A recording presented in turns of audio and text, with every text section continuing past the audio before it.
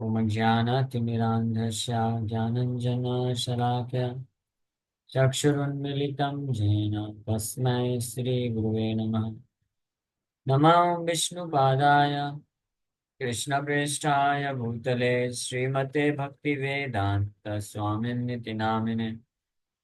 नमस्ते सारस्वते देवे गौरवाणी प्रचारिणे निर्विशेष शून्यवादी पाश्चात्यदेशतारिणे नित्यानंद नमस्तुभ्यं प्रेमानंदप्रदायिने कलौ कल्मषनाशाय जानवापतये नमः। नमो महावदन्याय कृष्ण प्रेम प्रदायते कृष्णाय कृष्ण चैतन्य नामने गौरतुसे नमः। रामाय रामभद्राय रामचंद्राय वेदसे रघुनाथाय नाथाय सीताय पतये नमः। जय श्री कृष्ण चैतन्य प्रभु नित्यानंद श्री अद्वैत गदाधर श्रीवासादि गौर भक्त वृंद।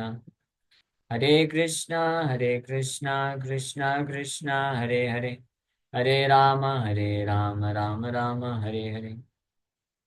हरे कृष्णा। तो आप सभी भक्तों का हार्दिक स्वागत है आज के श्री राम कथा में। तो हम लोग चर्चा कर रहे हैं श्री वाल्मीकि रामायण, इसका बाल कांड और चैप्टर 56। विश्वामित्र राजा विश्वामित्र मुनि बनने का डिसीजन ले रहे हैं। Vishwamitra decides to become a Brahmin, Brahmin बनने का डिसीजन लेते हैं इस अध्याय में।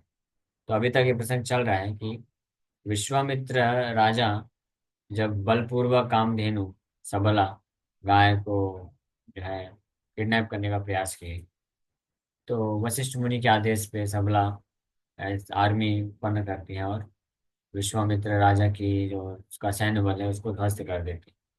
फिर तपस्या करके भगवान शिव से विश्वामित्र राजा बहुत सारे दिव्य अस्त्रों को प्राप्त करते हैं। ब्रह्मांड में जितने अस्त्र हैं सब प्राप्त कर लेते हैं और वो सबका उपयोग करते हैं वशिष्ठ मुनि के ऊपर आक्रमण करते हुए। लेकिन वशिष्ठ मुनि अपने ब्रह्म तेज से ब्रह्म दंड का इस्तेमाल करके सारे अस्त्रों को खंडित कर देते हैं। यहाँ तक कि फाइनली जो ब्रह्मास्त्र है, ब्रह्मा जी का अस्त्र भी छोड़ दिया विश्वामित्र राजा ने, लेकिन उसको भी जो है ये काउंटरैक्ट कर दिया। ब्रह्मास्त्रं ग्रसमानस्य वसिष्ठस्य महात्मनः त्रैलोक्यमोहनं रौद्रं रूपमासीत् सुदारुणम्। When the great soul Vasishtha devoured the Brahmastra, he assumed a very terrible and frightening form that petrified the three worlds. तो जब ब्रह्मास्त्र छोड़ा गया तो ब्रह्मास्त्र को भी वशिष्ठ मुनि जो है डिवोर कर लेते हैं, अपने ब्रह्मदंड से निगल लेते हैं। डिवोर का अर्थ जो होता है निगल लेना, काउंट्रैक्ट कर देते पूरी तरीके से। तो इस प्रकार का जब एक्शन हुआ तो उसका रिएक्शन के रूप में वो नो वशिष्ठ मुनि जो है ऐसा बहुत ही भयानक और डरावना वाला रूप धारण कर लेते हैं। He assumed a very terrible and frightening form, जो पूरे तीनों लोगों को भयभीत कर दिया। So his form was so frightening that even remembering it would produce fear in persons who saw it. It was very terrible because it was difficult to be seen. The author describes that form next. Vashishtha मुनि ऐसा अपना रूप धारण किए, सुदारुणम very terrible, रूपम आसित सुदारुणम रौद्रम, रुद्र रूप frightening डरावना रूप धारण किए वशिष्ठ मुनि अत्यधिक क्रोधित होकर के, क्योंकि विश्वामित्र राजा जो है अनुचित तरीके से ब्रह्मास्त्र इस्तेमाल किया। रोमकूपेषु सर्वेषु वसिष्ठस्य महात्मनः मरीच इव निष्पेतुर अग्निर्धूमा कुलार्चिषः। Smoky flames darted out of every hair pore of the body of great soul Vasishtha, just as sparks come out of fire. ऐसा डरावना रूप धारण कर लिए, क्रोधित, इतने क्रोधित हो गए विश्वामित्र राजा के प्रति कि उनके शरीर के रोम रोम से, जैसे महाविष्णु के रोम रोम से ब्रह्मांड निकलता है, वशिष्ठ मुनि के शरीर के रोम रोम से जो है स्पार्क निकल रहा है, अग्नि का तेज निकल रहा है, अग्नि का स्पार्क बाहर आ रहा है, जो कि देखने में बहुत ही डरावना लग रहा है।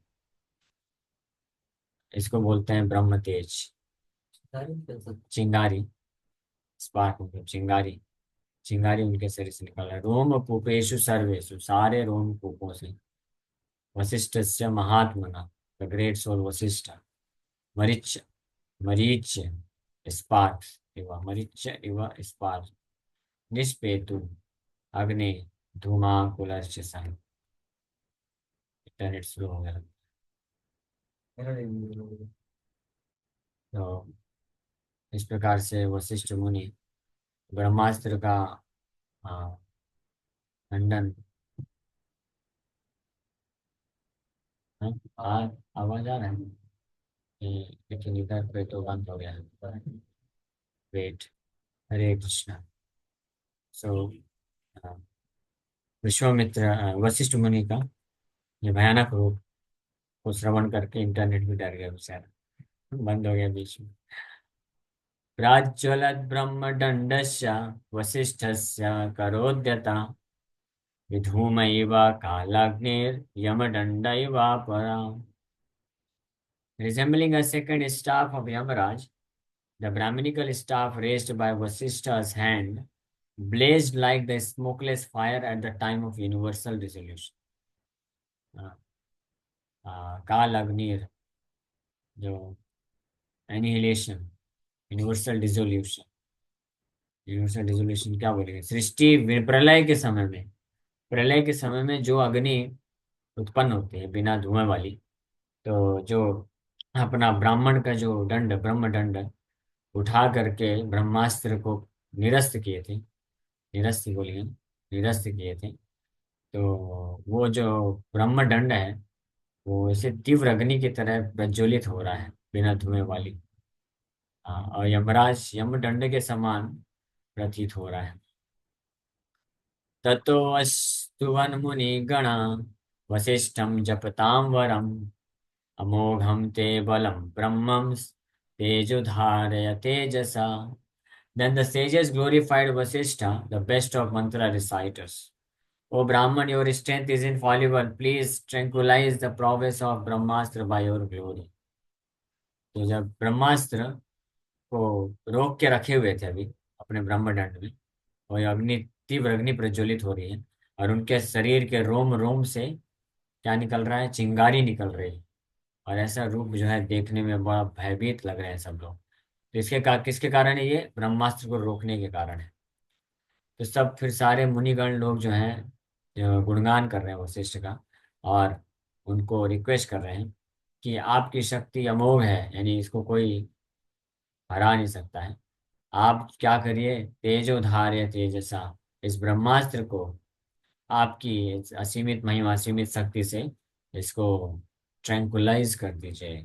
धार्य तेजसा, इसको धारण कर लीजिए, या इसको कंट्रोल कर लीजिए पूरी तरीके से। निगृहीतस्त्वया ब्रह्मन् विश्वामित्रो महाबला, प्रसीद जगतां श्रेष्ठा, लोका संतु गतव्यथा। O Brahman, the greatly powerful Vishwamitra has been subdued by you. Please calm down, O best of mantra reciters. Let the worlds be free from pain. तो जो सेजेस हैं, ऋषि मुनि वशिष्ठ मुनि को शांत कर रहे हैं, बोल रहे हैं कि विश्वामित्र राजा अपने सारे दिव्य अस्त्रों का इस्तेमाल कर चुके हैं, और वो सब आपने खंडित कर दिए हैं, और आपके द्वारा विश्वामित्र पूरी तरीके से पराजित हो चुके हैं। तो इसलिए अब आप शांत हो जाइए, और ताकि पूरा जगत जो है इस कष्ट से, गतव्य था, कष्ट से मुक्त हो जाए।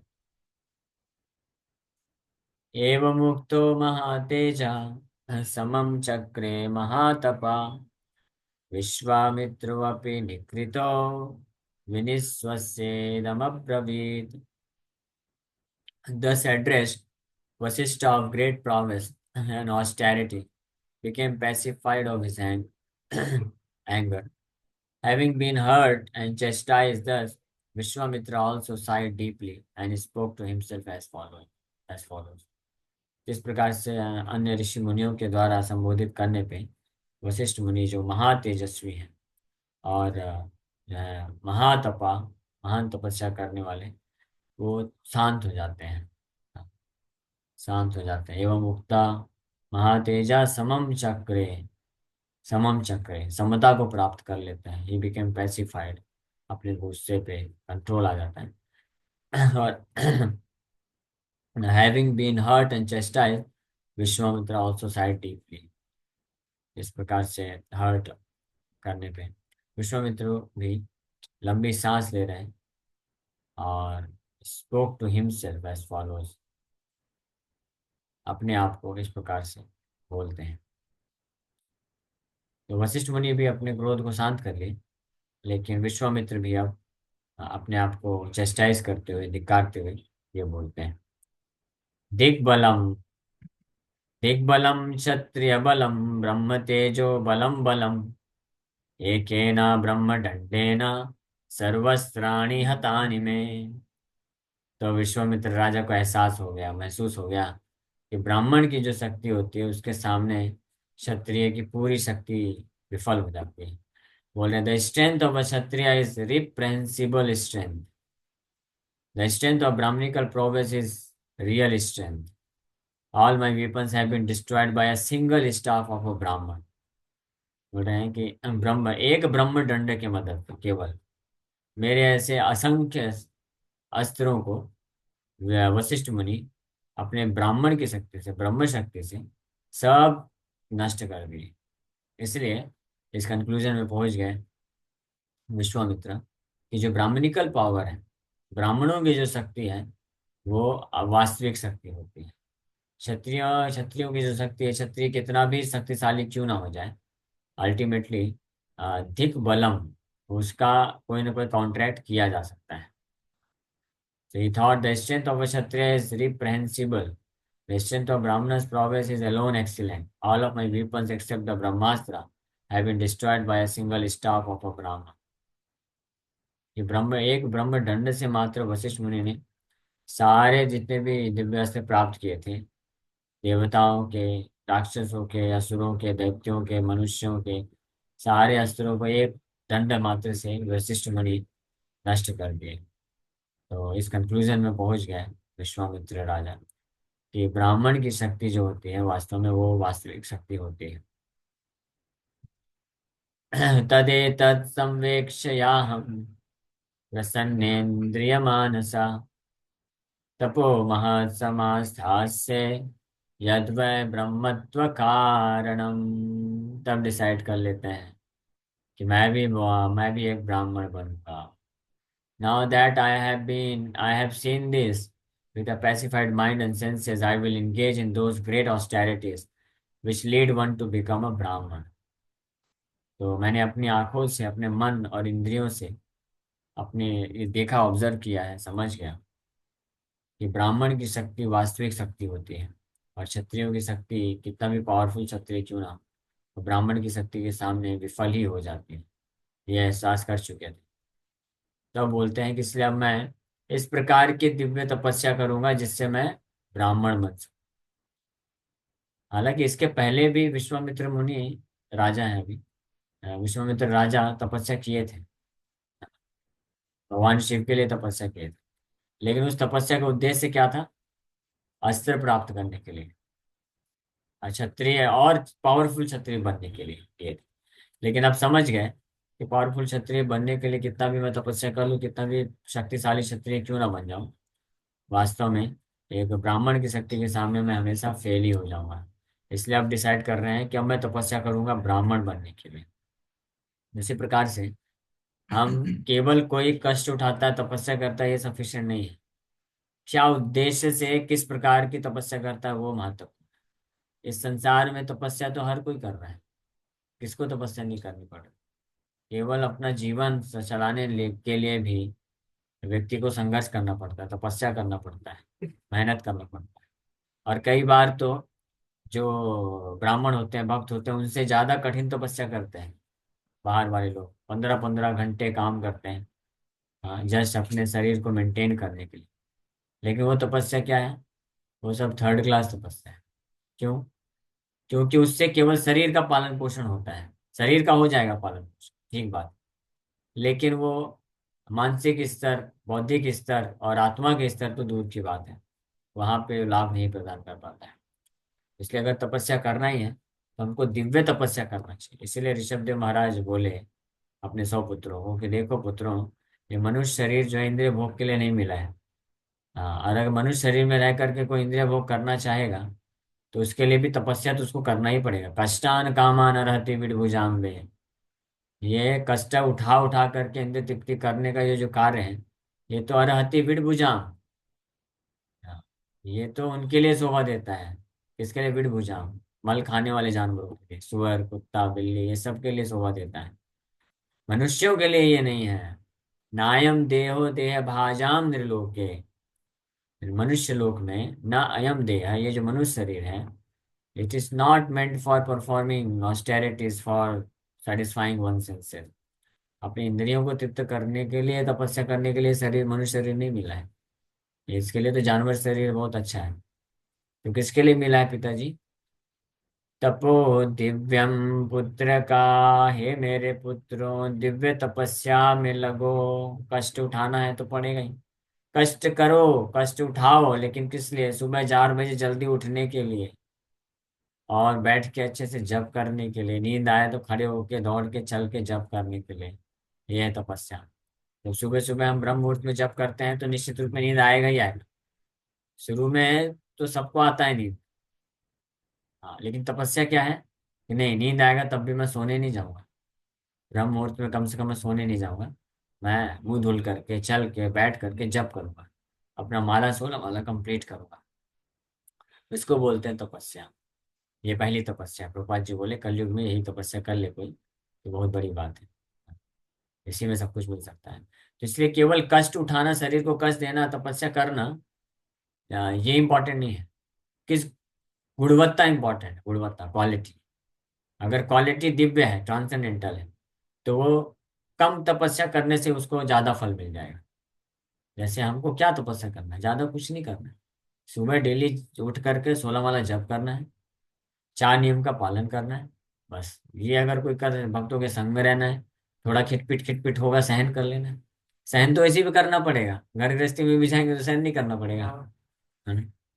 स्वर्ग से अप्सरा तो नहीं आने वाली। स्वर्ग से अप्सरा भी आएगी तो भी तो वो स्वभाव तो वही रहने वाला है। तो खिटपिट खिटपिट हर जगह होता है, पॉलिटिक्स हर जगह होती है ना, डिफरेंस ऑफ ओपिनियन हर जगह होता है। लेकिन भक्तों के संग में रहते हुए जो इसको सहन कर लेगा, तो इसलिए बोलते हैं ना, जो सह गया वो लह गया, यानी उसकी बन गई। तो ये अगर सहन कर लिया कोई, 4 नियम पालन कर लिया, मन में वेग उत्पन्न होंगे, बार बार काम क्रोध लोभ ये सब वेग आएंगे।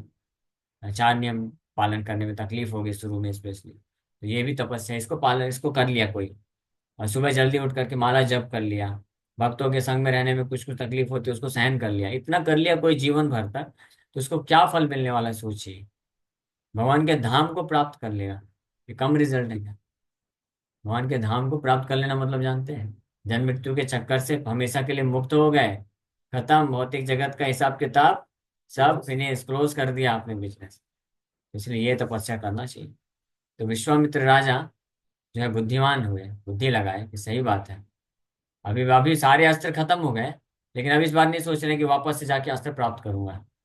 क्योंकि राज ऋषि है ना, थोड़ा बुद्धि भी है उनके पास स्पष्ट। इसलिए समझ गया अब मैं इसके लिए नहीं करूंगा तपस्या, अब मैं ब्राह्मण बनने के लिए तपस्या करूँ, ब्राह्मण बनेंगे।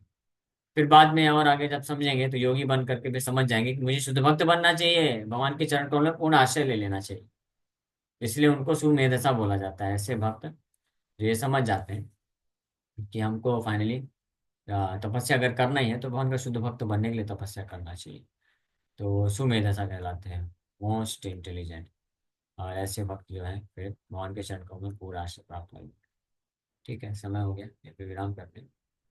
हरे कृष्णा कृष्ण कृष्ण हरे हरे, हरे राम राम राम हरे।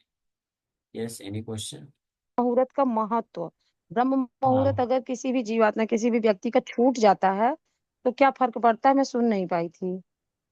बहुत बड़ा नुकसान हो जाता है। ब्रह्म मुहूर्त मतलब स्पिरिचुअल टाइम, आध्यात्मिक, ब्रह्म ब्रह्म का समय है वो, आध्यात्मिक समय होता है। तो वो छूट जाना मतलब बहुत बड़ा नुकसान हो जाना, उसको मानना चाहिए। इसे प्रयास करना चाहिए कि हम ना छूटें। और उसके लिए जो योजना करना चाहिए, जल्दी सो जाना चाहिए। जल्दी सो के जल्दी उठना एकमात्र यही उपाय है। कोई अगर रात को लेट सोएगा, 1 बजाएगा, 2 बजाएगा, 3 बजाएगा, तो कैसे ब्रह्म मुहूर्त में उठ पाएगा? संभव ही नहीं होगा। तो कम से कम प्रयास करना चाहिए कि 10:30, 11 बजे के पहले सो जाना चाहिए। इसके इसके पहले ही सो जाना चाहिए। लेकिन क्या करें, मुंबई जैसे शहरों में तो किसी को बोल दोगे 10 बजे सो जाओ तो बेचारा वो हंस देगा आपको ऊपर, बोले क्या बात कर रहे हैं प्रभु। इसलिए उनको हम बोलते हैं कम से कम 10:30, 11 बजे तक तो सो जाइए, ताकि 4, 4:30 बजे उठ जाइए। ठीक। तो ये आध्यात्मिक समय होता है, प्रभु जी, इसमें नाम जप करना जो दू, है बहुत कई गुना ज्यादा लाभदायक होता है। दूसरा ये ठीक है। प्रभु जी कि जैसे मैं लोगों से ये बोल देती हूँ कि अगर आप ब्रह्म मुहूर्त में उठते हो तो सीधे उस समय, ब्रह्म मुहूर्त का समय एक ऐसा समय है जब डायरेक्ट भगवान से कांटेक्ट होता है, जब हम नाम जपते हैं। क्योंकि सारी अरबों की जनसंख्या तो तब तो उठती नहीं है। और ब्रह्म मुहूर्त में तभी उठता है इंसान जब भगवान चाहते हैं। तभी निद्रा जो है, निद्रा देवी गायब हो जाती है। सही बोलते हैं। हाँ सही बात है, उससे मैं भगवान का डायरेक्ट कनेक्शन हम महसूस कर सकते हैं। आप में से जो भक्त भी ब्रह्म मुहूर्त में उठ के नाम जप किए होंगे, तो हालांकि अगर नींद आती है तो थोड़ा सा ये अनुभव पाना थोड़ा विलम्ब हो सकता है। लेकिन ब्रह्म मुहूर्त के टाइम पे जो भी भक्त ध्यान पूर्वक अगर जप कर पाए ना, तो आप महसूस कर सकते हैं आप आध्यात्मिक रूप से बड़े शक्तिवान हो जाएंगे। इसलिए हमको प्रयास करना चाहिए पूर्ण रूप से कि आदत डालें हम सुबह जल्दी ब्रह्म मुहूर्त में उठ करके। धीरे धीरे आदत लग जाती है और ये संभव है। हरे कृष्ण।